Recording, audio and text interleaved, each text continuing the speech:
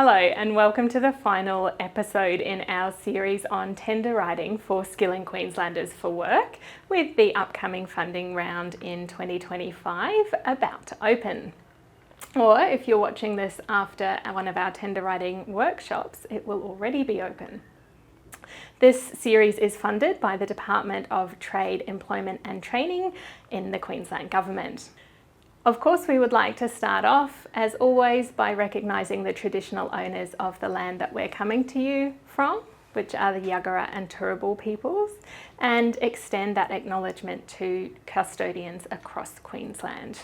Today we're going to do a quick recap of some of the topics and tips and things that we've looked at so far before we have a look at what you can do with your application draft to really hone it and make sure that you're hitting everything you need to and make your application as promising as possible for the assessors. And then we'll have a little bit of a look at some things you'll need to keep in mind if you're successful in getting your application up. So, where are we up to? Well, we started off probably a few weeks ago now, depending on when you're watching this, by doing our first session on the planning and preparation process. And we looked at things like confirming your eligibility for the program, how to establish your key partnerships, gather your information and particularly your research and evidence where that's a bit tricky. We also looked at drafting the responses themselves and gave you a bit of a map for how to break apart each selection criteria and make sure that you were addressing each element. And in our third session, we looked at developing your budget and managing some of those key financial responsibilities before going into our either in-person or online tender writing sessions, which hopefully you've attended by now. Along the way, we've been highlighting some common problems that we've heard about either in previous rounds from participants in our tender writing sessions or from Department of Trade, Employment and Training staff who are involved in SKU or the SKU assessors themselves. These can be challenges in writing the applications, getting all the information in, or being as clear as is needed. So our hope is that by talking about these problems throughout the tender writing series, you've been provided with some strategies and some tips to make sure that you're not falling into one of these traps. So one of the key ones that we've talked about right from the start is not addressing all elements of a particular criterion or not providing as much evidence as is necessary to show that your project is really needed in your community or that your organisation has the capacity to deliver what you say you're going to deliver. Another really common problem is having either not enough information or unclear information in assessment responses. So where the assessor can't really clearly and easily see from what you've written what the problem is or what you're proposing to do and why that's useful. Similarly, some applications don't demonstrate the degree of local understanding or understanding of the issue that a project is aimed to address. Some of these problems arise when applicants cut and paste from previous applications for similar projects. Now, this can seem like a really good idea, particularly if you're pressed for time and that application deadline is looming. But what happens when we cut and paste is we often fail to pick up those details from a previous application that actually aren't relevant or appropriate for a current one. So we forget to take those out. But we also often miss those key points in the criteria that we need to cover that we must add in to what we've previously written.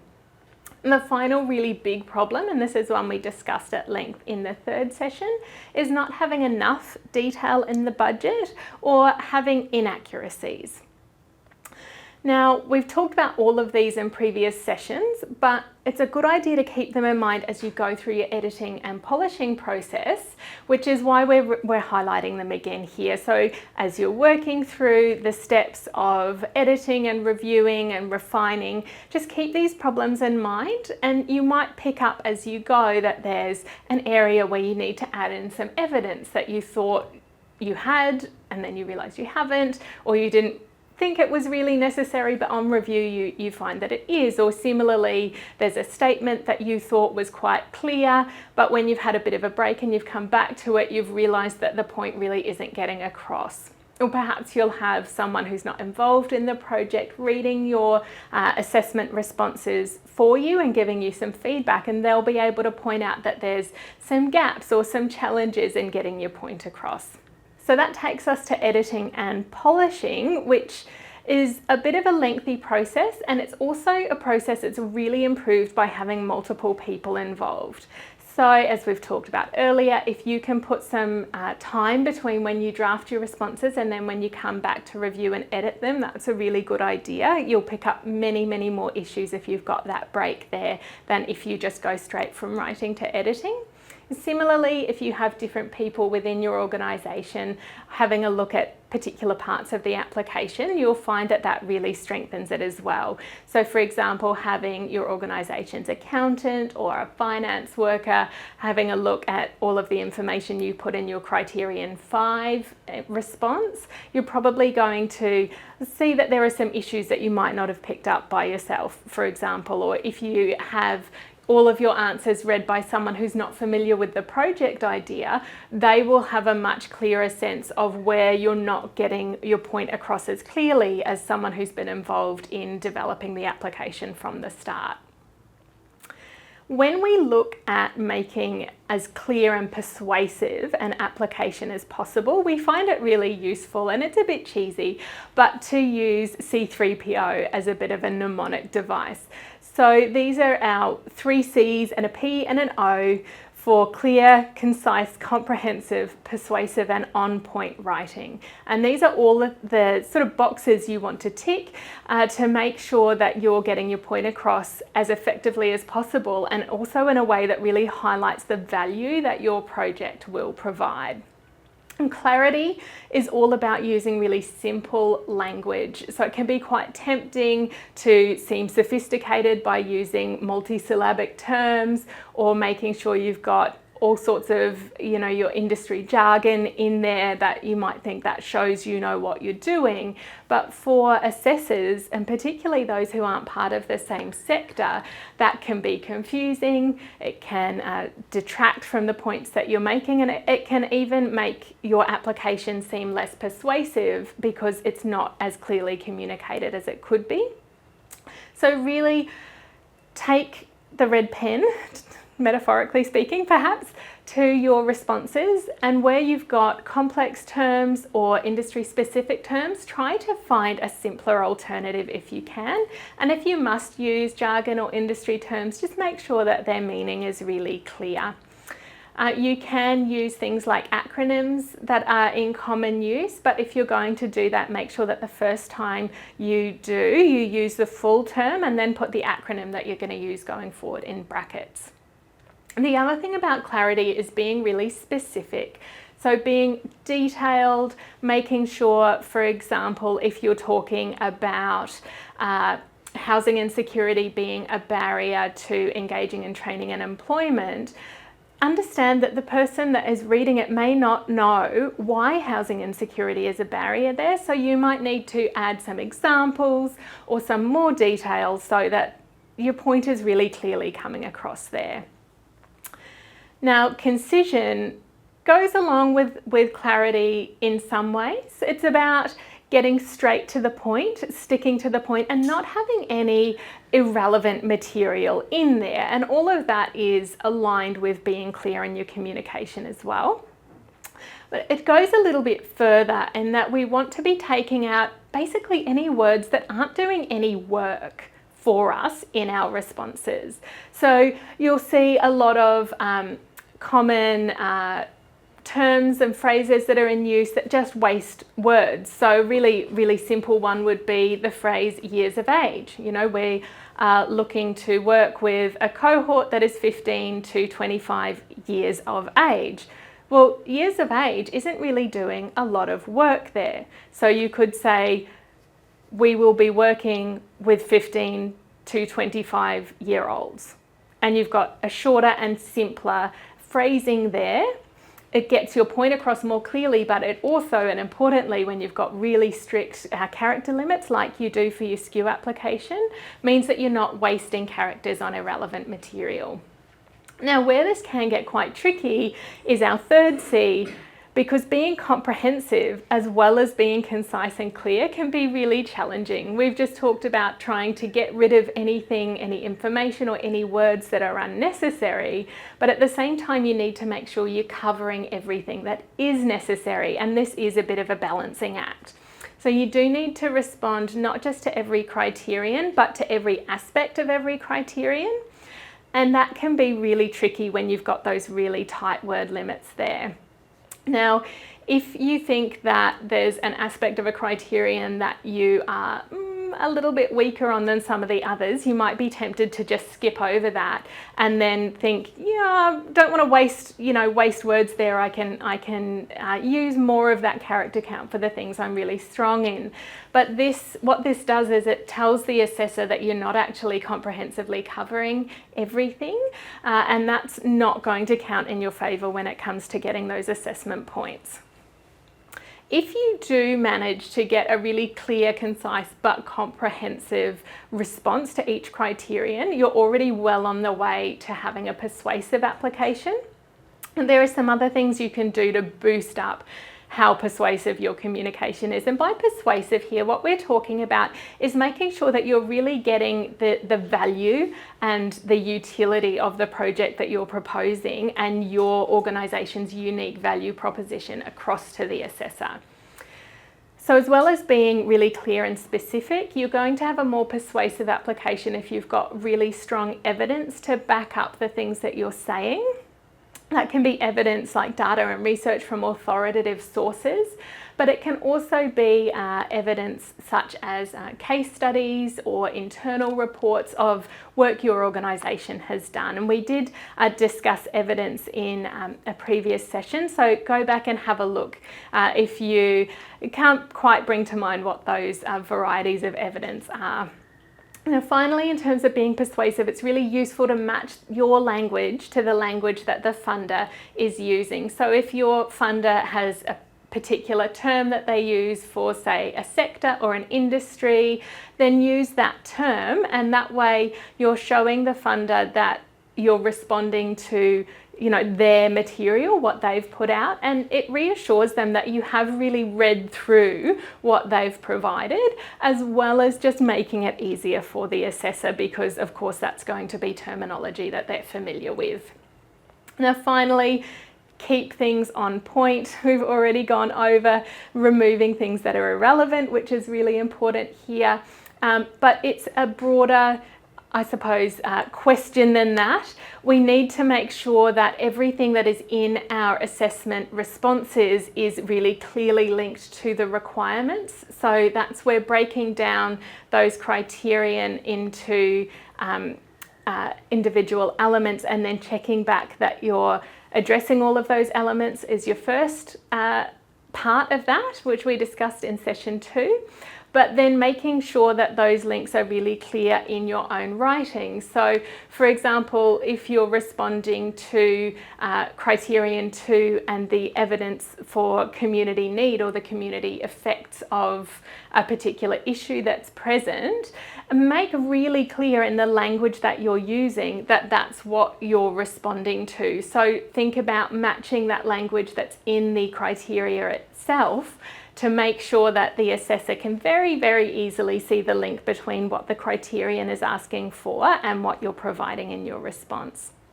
And finally, focus on the benefits of what you're going to be providing. This is a funding opportunity that is all about having, if you remember from our very first session, individual and community and economic benefits. So the funders want to see what those benefits are going to be from what you're proposing really clearly in your responses. We do have some tips from grant writers and assessors that can help you with this process. We've already talked about the importance of having a bit of a break between drafting your responses and then coming to review and edit them. It's really important when you do that editing to be critical. None of us want to look back on our own work and think, oh, I didn't do that very well. But you're actually going to get a much, much stronger assessment if you do focus on areas of weakness and building them up. and getting feedback from other people that specifically targets areas of weakness. So when I'm asking for feedback on something like this from, say, a co-worker, I will assure them that I really want their critical feedback. I know that they might want to, say, protect my feelings, think I might be hurt if they give me critical feedback. So I'll say to them, I know there are problems in here and I'm relying on you to help me figure out what they are. The other thing to do in terms of making things easier for your assessors, and so making a more persuasive application, is to make sure that all of the attachments that you refer to in your written responses are really clearly named, and that the names you use in your written responses are the same as the file names you've used to save the assessments. This is really important for assessments that come through the particular funding application platform that is used for SKU, because the application attachments don't come through in any way that is sort of clearly linked to the particular assessment responses. So the assessors get a whole pile of attachments that they have to sort through, and if you just have in your written response "see attached report," well, they're going to have a really hard time figuring out which document it is you're referring to. So make life easier for them by keeping those names consistent. Finally, you might be thinking about using a generative AI tool to get you started, help you develop these assessment responses.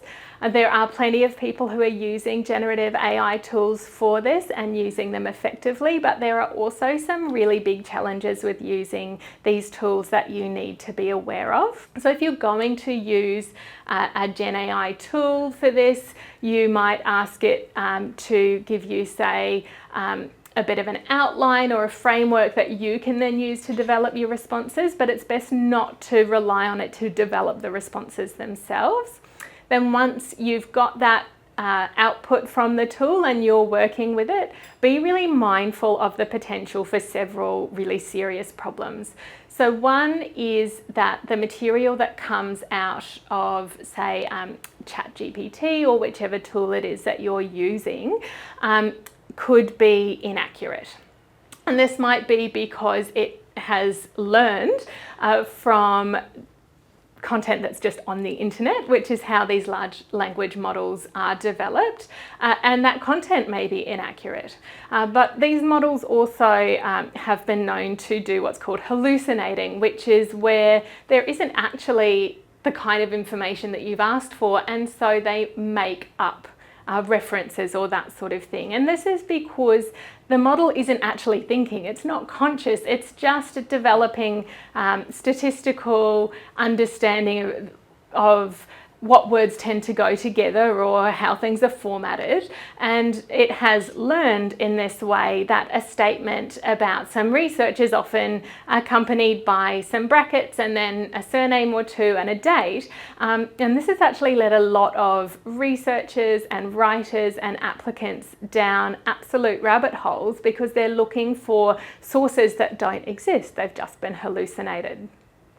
Some of the content can also violate copyright, so you may unknowingly be reproducing material that someone else has written because that's what the AI tool has produced in response to your prompt. So you need to make sure that what you're putting forward in your application isn't actually violating copyrighted material. And the other thing to be really aware of is more about what you put into the tool itself, which is a bit of a tricky area too, because a lot of these tools don't protect information the way that, say, our records management systems that we use do. And the information that's put into them can then go back into the pool of information that the model learns from. And that means the information isn't being kept confidential. So you absolutely should not put identifying or sensitive data into particularly the freely available generative AI models. If your organisation has licensed a version that has the same information protection as, say, your client records management system, that may be different, but you need to be really clear about what systems you're using and whether they have any data protections in place. And if you're unsure, just simply avoid putting any personal or organisational information that's sensitive or protected in there. All right, now let's look at what will happen if you go ahead with submitting your application and are successful. So the first thing that you need to be thinking about is getting your registration on the assessment portal up. This is a really handy portal because it does allow you to start and then save an application and come back to it to keep working on it later. Not all grants and tenders come through platforms that allow that, so that's really useful for you here. Note that you won't be able to progress through the application though until you have those mandatory attachments in the relevant boxes, so just keep that in mind. Be aware as well that once you have submitted the application, you cannot go back in and change anything. The application as submitted is final. And you also can't be providing information directly to the department to add to your application. Once it's in, that's it.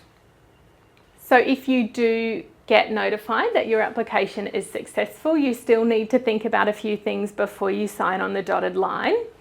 You need to review what those costs of delivery are going to be and confirm that your organisation can meet them, and also confirm that those in-kind supports that you offered to provide yourself or that partner organisations have offered to provide are still in place and viable.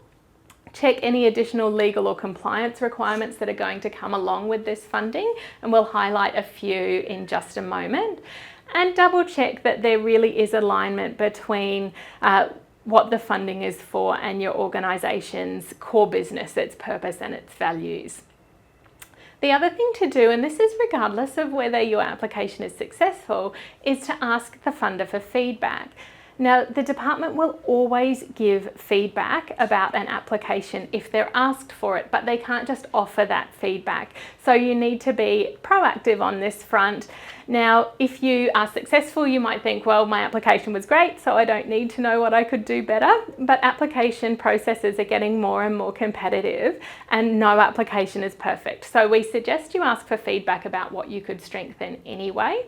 And if you are unsuccessful, it's really important to find out what you could have done differently to maybe get across the line. Save that in your grants reference library, which we discussed right back in the first session, and then use that when you go to do your next application to make sure that you're not making the same mistakes again. And you'll find there are probably several quite simple things that once you're aware of, you can fix. So in terms of those additional legal or compliance requirements, if you've already got Queensland Government funding, then you'll already be subject to the kinds of requirements that will come with this funding on the legislation and regulation front. But if you haven't received Queensland Government funding before, it's really important that you realise that as a funded service provider, your organisation will come within scope of the Human Rights Act, because you'll be acting as a functional public entity. And basically what this means is that you need to make decisions in accordance with human rights. Also keep an eye on this space because there are reviews and updates in this area, like the Respect at Work and Other Amendments Bill that just came out a few months ago, which has stronger anti-discrimination provisions than were previously in place, and has information about the positive duties of employers, including organisations that are government funded. Another really key thing to be thinking about is your child safety responsibilities. So if your cohort includes children or young people, it would be in this case, you will need to have things like your blue cards and that sort of thing all lined up. The other thing is to be aware that the Child Safe Organisations Act was passed by the Queensland Government last year and will start coming into effect for community organisations in terms of particular responsibilities and provisions under that legislation from later in 2025, with a reportable conduct scheme starting in 2026 or 2027. Now, if you're a little bit concerned because you haven't heard of all of these, that's quite all right. We have loads of links here for you. So we've got the key legislation in those quick links there. We've also linked both the Queensland and Australian Human Rights Commission websites, which have fabulous information on all of these topics. We recently did a video with the Queensland Human Rights Commission on the recent anti-discrimination at work changes, and we've got lots and lots of resources and things coming up over the next year to talk about how some of these changes and legislation affect organisations. So keep an eye on the Queensland Human Rights Commission website, on the Australian Human Rights Commission website, but also the QCOS events page and newsletters, because we've got information coming out throughout the year to help you meet these responsibilities.